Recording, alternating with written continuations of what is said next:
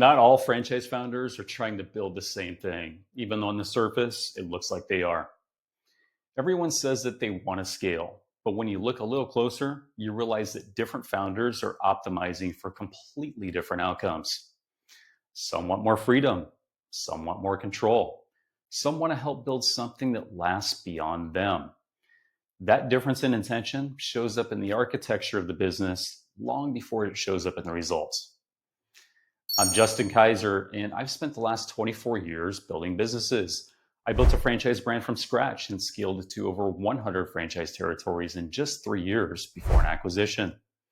Over the years, I've noticed a very consistent pattern. Almost every founder who decides to franchise falls into one of three categories.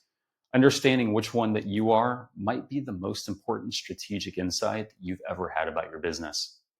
Because only one of these paths leads to building a true franchise platform.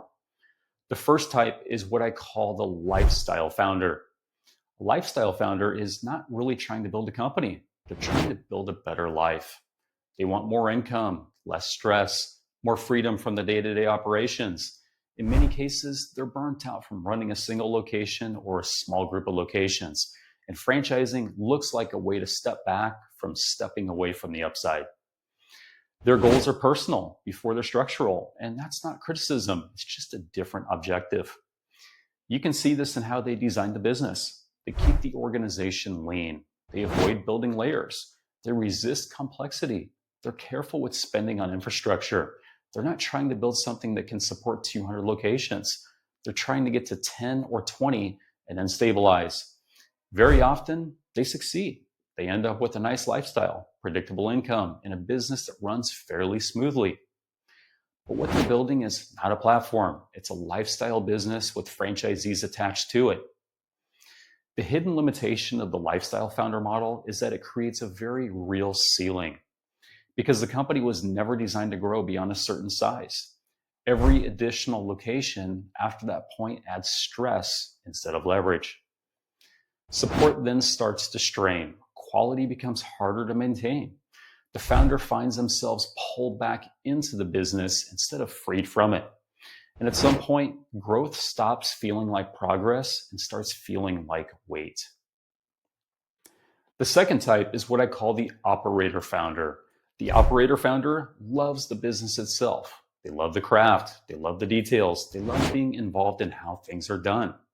And because they're usually excellent operators, their early franchisees often do very well. The brand grows, the reputation grows, and from the outside, everything looks like it's working. But structurally, there's a problem forming. The business is still built around the founder. They are still the decision maker. They're still the final authority. They're still the culture carrier, the quality control, and the problem solver. In the early days, this feels like strength. In reality, it's a hidden bottleneck. As the system grows, more and more things start flowing through the founder.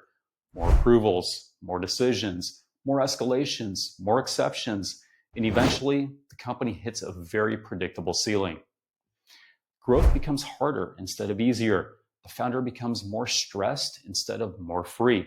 The system scales in unit count, but it does not scale in structure. This is why so many franchise brands stall somewhere between 20 and 50 locations. They didn't run out of demand. They ran into their own architecture. Now here's the third type, the platform founder. The platform founder is not trying to build locations. They're trying to build a machine. They think in terms of systems, architecture, leverage, and structure. They're willing to invest in infrastructure before it feels necessary. They're willing to build management layers before the company needs them.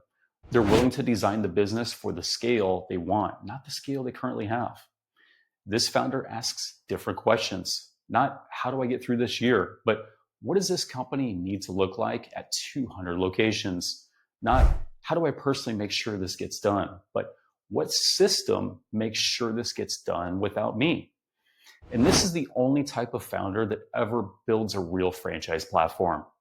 Here's the part that most people miss. You don't become a platform founder by working harder.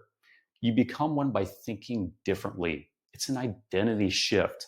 It's a move from operator to architect, from doer to designer, from running a business to building a system that runs a business. Most founders don't fail because they're not smart or not driven. They fail because they're building the wrong thing for the outcome that they say they want. You can't get platform outcomes with lifestyle or operator architecture. The structure always wins. At Empire Franchising, this is exactly what we look for first. Not the idea, not the brand, the founder. Because the ceiling of the business is almost always the ceiling of the founder's thinking. Some founders should build great lifestyle businesses. Some should build strong operator-driven companies. And some should build platforms. There's nothing wrong with any of those paths. The only mistake is thinking that you're on one path while building for another. The founders who win in the long run are not the ones who work the hardest or move the fastest. They're the ones who are honest about what they're actually trying to build and then design the business to match. And that's the difference between franchising a business and building a franchise platform. Now, if you're not sure which category you're actually in, or you want to build a platform, but you're not sure what needs to change in your business to make that possible, that's exactly what we do in our growth strategy sessions. It's not a sales call. It's a strategic working session where we look at your business, your model, your structure, your goals, and help you get very clear on what you're actually building and what it will take to get you there. If you want to stop guessing and start designing your business intentionally, go to empirefranchising.com and schedule a growth strategy session with us. The link's below the video, and let's figure out together whether you're building a lifestyle business, operator business, or a real franchise platform.